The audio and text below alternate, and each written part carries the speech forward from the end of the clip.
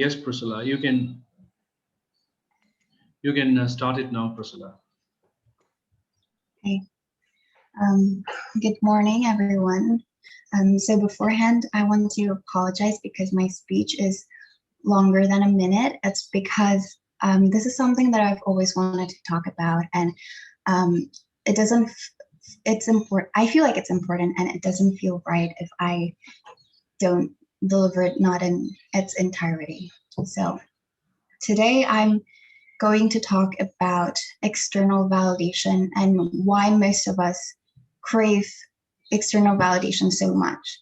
So, just to be clear, wanting external validation is normal because human beings are social creatures and we are programmed to want the approval of our peers. And it is actually healthy within reasonable limits. But when it is not balanced with a healthy level of self esteem and internal validation and self acceptance, people tend to do things for the sole purpose of gaining others' approval at the expense of their own internal values and physical and mental well being. So, the big question is, why do some people crave it so much? I mean, yes, it is nice to be liked and it is nice to be praised, but why do we always feel like we have to seek that validation from an external source? And why do we always feel like external validation is more important than internal validation? And for many, this is caused by the feeling of hurt and invalidation that starts very early and continues throughout their life in one form or another. As a result, many people learn that their fundamental sense of self-worth and self-esteem comes not from within, but from others. And the mechanism behind it is that when we are young, when we're a child, our our entire existence and well-being depends on others. And rejection can sometimes feel like an existential death.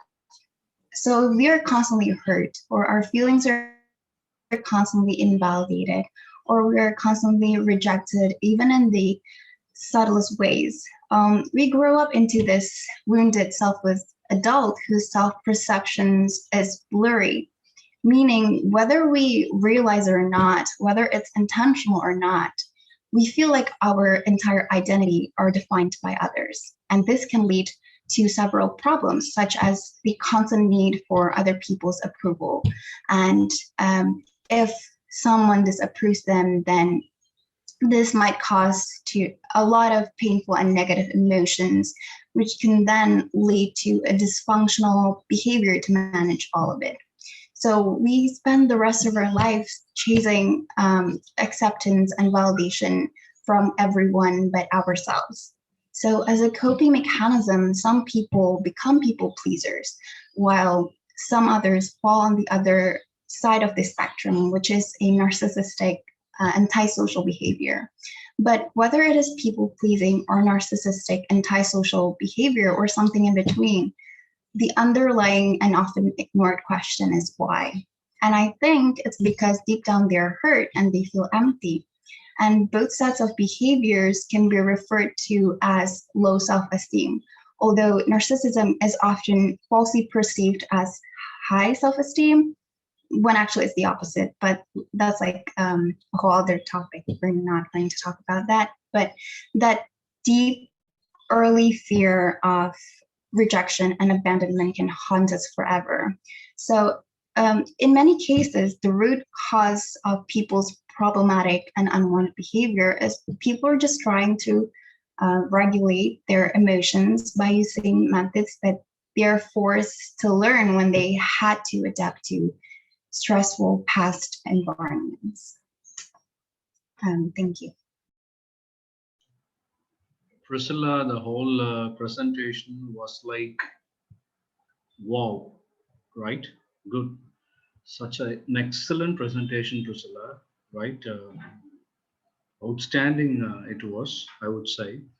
Uh, do you have the habit of listening to the social anthropologist Simon Sinek? You listen to him often. It's like, I remember long back, I remember to, have you ever heard of him? Have you ever watched this gentleman, Simon Sinek, Priscilla? No, sir, but I like to watch TED Talks on YouTube, if you know that. TED Talks. Okay, fine. This gentleman, Simon Sinek, has given TED Talks too, I believe. So, but anyhow, it was like listening to him. Very sound and very deep. Um, it's you have analyzed this psychological. Actually, this is a problem of many. Social validation is a problem of many, right? It's not only among teens, among adults too. This problem is there among adults too. They don't ignore things. They take it seriously. They take it deep into their heart, and just they keep brooding over it.